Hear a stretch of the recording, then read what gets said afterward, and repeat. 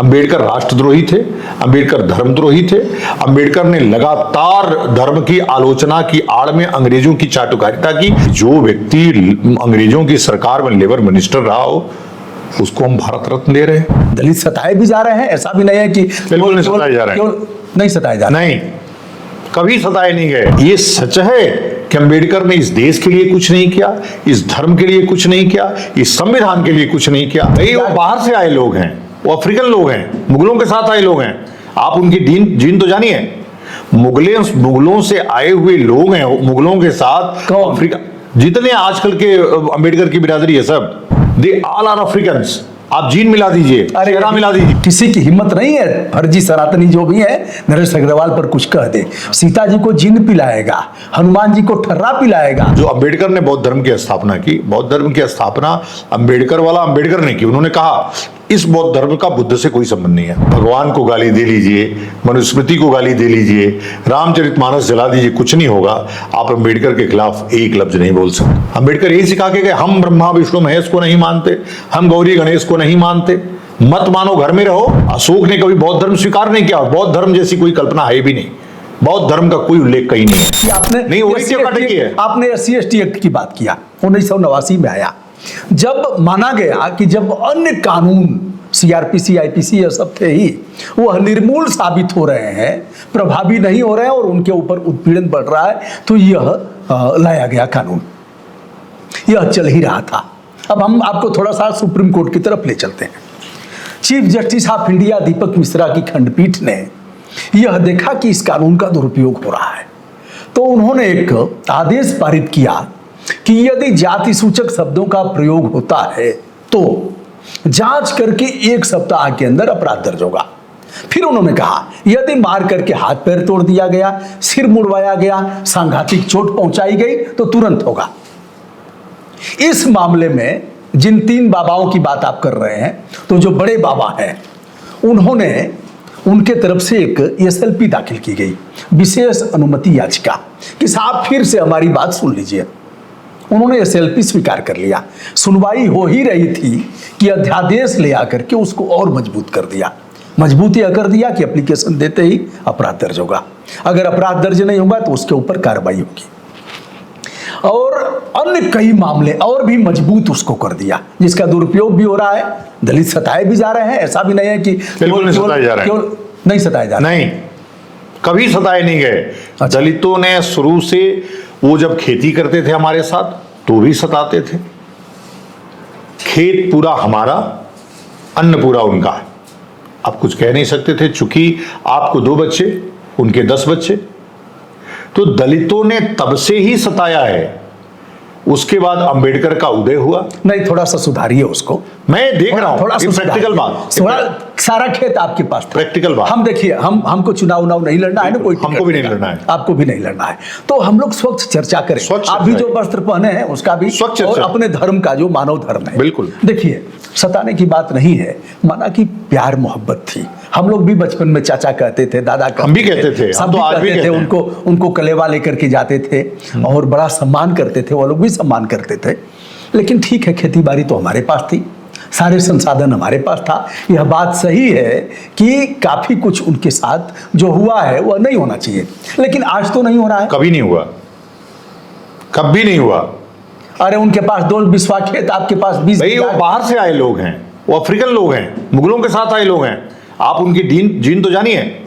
मुगलों से आए हुए लोग हैं, मुगलों के साथ अफ्रीका, जितने आजकल के अंबेडकर की बिरादरी है, सब मैं आपके चैनल पे कह रहा हूं ये बात, दे ऑल आर अफ्रीकन्स। आप जीन मिला दीजिए, चेहरा मिला दीजिए। अच्छा, यही के थे ना, कहाँ थे? नहीं, हमारे मुगल काल में आए, इसीलिए वो भूमिहीन रहे। मुगल काल में मुगलों ने अपनी सेवा के लिए इनकी संख्या ले आए, और उसके बाद छिटते ये संख्या बढ़ती चली गई। आप कल्पना करिए, उत्तर भारत के अलावा आपको कहीं मिलेंगे तो बता दीजिए। इसलिए कि मुगलों की सत्ता केवल उत्तर भारत तक थी, और मुगलों की सत्ता दिल्ली से लेकर के आगरा तक थी, लेकिन प्रभाव चारों तरफ था। तो ये जगह जगह सेवा के लिए भेजे गए। और वो वही आज आप चेहरा मिलाइए, आप डीएनए मिला लीजिए, आप डीएनए मिला करके चेक कर लीजिए, अगर ये अफ्रीकन डीएनए नहीं मिलेंगे तो मैं जो कहेंगे वो हार जाऊंगा। हाँ चलिए, हर बात तो हम समर्थन आपका नहीं कर सकते। नहीं, हमारे आप मत थे, करिए।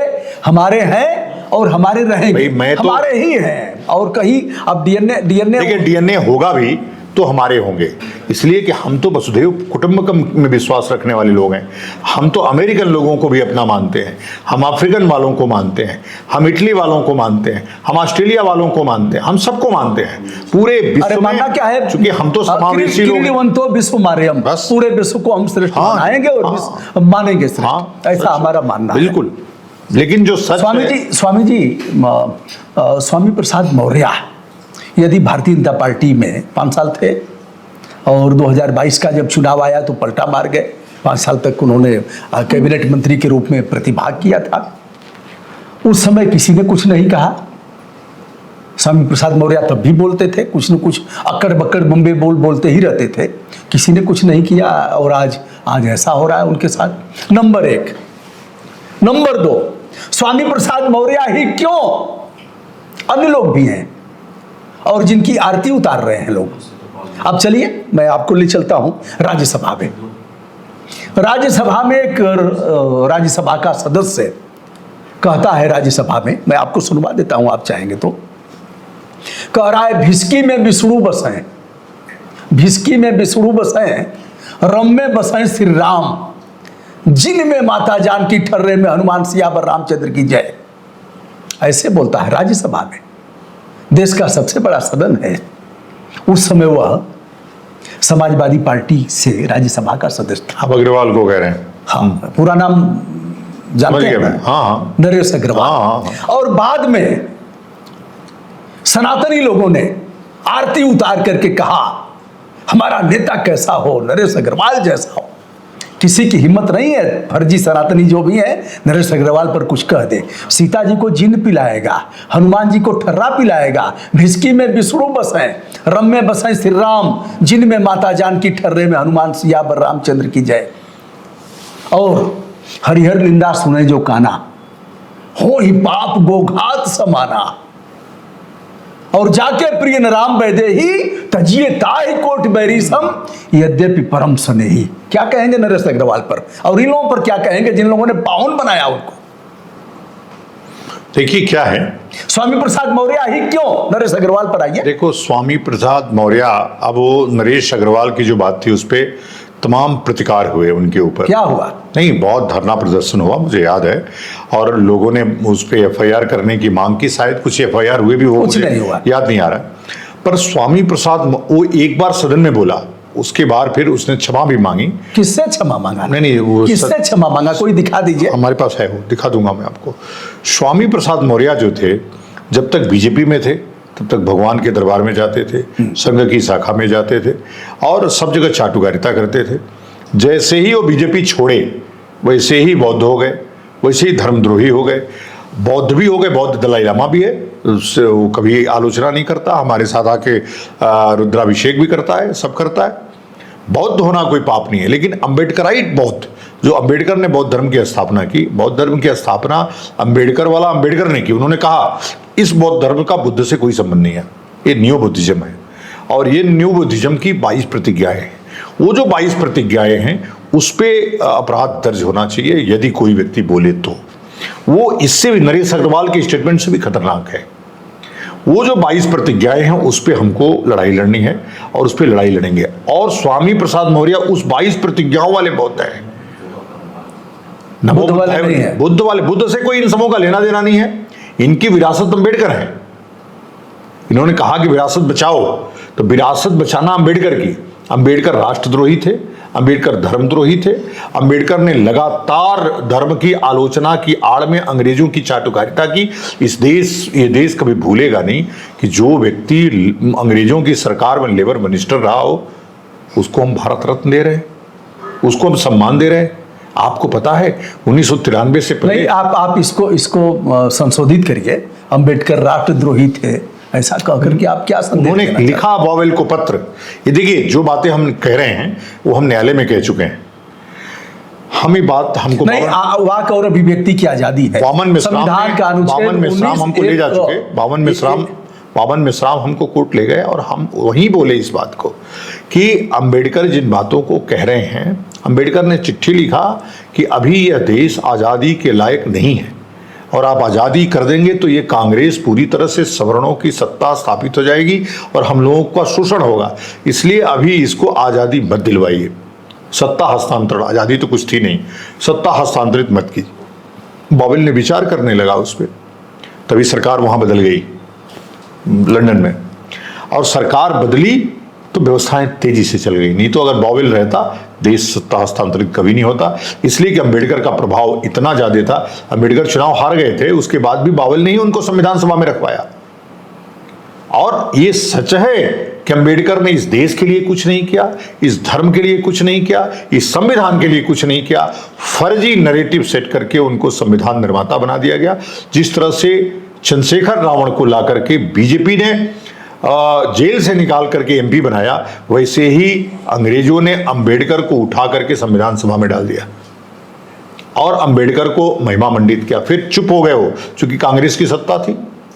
1993 तक कुछ नहीं हुआ, 85 में कांसीराम आया, उसके बाद ये मुहिम आगे बढ़ी और आज इस कगार पे है कि भगवान को गाली दे लीजिए, मनुस्मृति को गाली दे लीजिए, रामचरितमानस जला दीजिए, कुछ नहीं होगा। आप अंबेडकर के खिलाफ एक लफ्ज नहीं बोल सकते। क्यों नहीं बोल सकते भाई? अंबेडकर पॉलिटिकल करेक्टर थे और संविधान हमारा कहता है कि जो व्यक्ति पॉलिटिकल करेक्ट स्ट्रक्चर है उसकी आलोचना हो सकती है। यदि कुछ काम आप बीडी सावर, किसकी नहीं हो सकती आलोचना? मैं कह रहा हूं अपने भगवान की, ये अपमान है। जो आपके कार्यों में कोई अड़चन नहीं लगा रहा है, अब भगवान ने नहीं, अब हमने नहीं कहा कि आप आइए हिंदू धर्म में रहिए, किसी को एक साथ कोई जबरदस्ती नहीं, कोई फतवा ठीक है। अगर हमारी मान्यता है, कुछ चीजें हमको खटक रही हैं, हम नहीं मानते हैं, क्या तो क्या जबरदस्ती मनवाएं? नहीं, हम तो कभी कहते नहीं मत मानो, तो गाली दोगे क्या जो दूसरा मान रहा है? अगर दूसरा मान रहा है तो उसको अपमानित करोगे क्या? अंबेडकर यही सिखा के गए, हम ब्रह्मा विष्णु महेश को नहीं मानते, हम गौरी गणेश को नहीं मानते, मत मानो, घर में रहो। ये बोलने की क्या जरूरत है सार्वजनिक रूप से आकर के? हमको कोसने की क्या जरूरत है? इसलिए स्वामी प्रसाद मौर्य जैसे लोग अंबेडकर राइट लोगों को खुश करने के लिए, कुशवाहा कुशवंशी है, मौर्य विशुद्ध हिंदू था, अशोक ने कभी बौद्ध धर्म स्वीकार नहीं किया, बौद्ध धर्म जैसी कोई कल्पना है भी नहीं, बौद्ध धर्म का कोई उल्लेख कहीं नहीं है। ये सब अशोक के काल में बनाया गया धर्म था, अशोक ने इसका निर्माण किया, वो तिब्बत के लोगों के साथ मिलकर के, श्रीलंका के साथ मिलकर के, उसके पहले कोई बौद्ध धर्म नहीं था। ये सब किंवदंतियां हैं, झूठ और फरेब है। आप बता दीजिए कोई उस वंश का, अगर बुद्ध के वंश का कोई व्यक्ति वहां हो नेपाल में, तो एक छोटा उदाहरण बता दीजिए। नहीं, अब उसका डीएनए कहाँ से? वो अलग से बोलेंगे हम लोग, कहाँ से बोलेंगे? उसका डीएनए कहाँ? नहीं, डीएनए नहीं, आप सोचिए राम के लोग आज भी हैं कि नहीं, उनके वंश के लोग आज भी, उनकी वंशावलियां चल रही है ना। मान्यता है, मान्यता नहीं, वंशावली चल रही है। मान्यता क्या होती है? वंशावली चल रही है माँ बाप, आज भी वंशावली चल रही है उनकी। हमारी वंशावली चल रही है ना जी, ब्राह्मणों की वंशावली, भारद्वाज की वंशावली नहीं चल रही, मान्यता है। अब उतना लंबा किसने देखा है? कौन कितनी बार परिवर्तित हुआ, क्या हुआ, जो भी अरे मान्यता है कि हम उनके हैं वंशज, ये भी बात है, ये भी सच है। तो मान्यता यही है कि अशोक के पहले कोई बुद्ध धर्म नहीं था। सम्राट अशोक ने कहा था, यदि मैं रनिवास में भी रहूं तो प्रजा हमको किसी भी समय छेड़ सकती है, जब चाहे। किस दृष्टि से देखते हैं? नहीं, ये तो बहुत अच्छी बात है। अशोक तो सबसे अच्छा शासक था और अशोक काम्पिल के अपने शिलालेख में लिखते हैं कि मैं हिंदू हृदय सम्राट अशोक यह घोषणा करता हूं कि आज से मेरी जो आर्थिक राजधानी है वो काबुल होगी। और आज भी उसका प्रत्यक्ष उदाहरण है कि अशोक हिंदू थे। उत्तराखंड में क्या है वो, उत्तराखंड से, देहरादून से बगल में सबसे बड़ा शिलालेख ब्रह्मलिपि में लिखा हुआ है, जाकर के पढ़ना चाहिए। ये झूठ फरेब दुनिया भर का ले आना। और अशोक अटक से कटक, कश्मीर से कन्याकुमारी तक हुआ और उसके बाप दोनों ने शासन किया इस देश पे। यही नहीं, श्रीलंका तक पे शासन किया, बर्मा तक पे शासन किया, अफगानिस्तान हमारा था। तो क्या मान लिया जाए कि भगवान राम का अनुकरण किया? जैसे इन्होंने कहा था, जो अनीति कछु भाखों भाई, तो मोहि बरजो है बिसराई। प्रजा को टोका-टाकी करने का अधिकार है, डांटने का भी अधिकार है यदि मैं कुछ गलत यदि कर रहा हूं तो। प्रजातांत्रिक शासन है तो, नहीं भी है, राम राज्य है तो भी, राम ने कहा नहीं बात। इसलिए हम सब कॉन्सेप्ट राम राज्य, जब हम हिंदू राष्ट्र की बात करते हैं तो कंस राज की बात नहीं करते हैं, इसलिए वो भी हिंदू राष्ट्र था। हम राम राज्य की बात करते हैं। अच्छा, कंस अगर नहीं होता तो कृष्ण कृष्ण होते क्या? ये अलग विषय है, ये कोई बात थोड़े है। कंस के समाप्त करने के लिए ही कृष्ण आए थे, लेकिन धर्म की स्थापना के लिए आए थे। कंस अधर्म था, कृष्ण धर्म थे। और आज भी जो अधर्म फैला हुआ है, आज तो मतलब तब से ज्यादा व्यभिचार, भ्रष्टाचार, दुराचार हो गया है। पता नहीं कब अब कृष्ण पैदा होंगे, मैं तो प्रतीक्षा में हूँ। अरे आप पैदा ही नहीं हैं, आप मान लीजिए कि आप तो हमको अपराधियों का संरक्षण बोल दिया। हम कहा कोई बात संविधान लोग हम कहेंगे, और हम अगर नहीं इस तरह से कहेंगे तो कैसे निकल करके नहीं, लेकिन अगर मेरी बात मानी जाए कि ऐसे अपराधियों का संरक्षण मैं बार बार करूंगा जो धर्मद्रोहियों को सबक सिखाने वाले हों, अगर जरूरत पड़े तो गर्दन भी उड़ाने वाले हों, मैं समर्थन करूंगा। और इसके लिए एक नहीं, हजारों मुकदमे झेलने के लिए तैयार हूं। देखो, गिरते हंस हंसवार ही मैदान जंग में, वो तिफल क्या गिरेंगे जो घुटनों के बल चलते हैं। तो हम युद्ध मैदान में हैं, जीत हार सब स्वीकार है। अब हमको पीछे मुड़ के नहीं देखना है, हमने लकीर खींच दी है।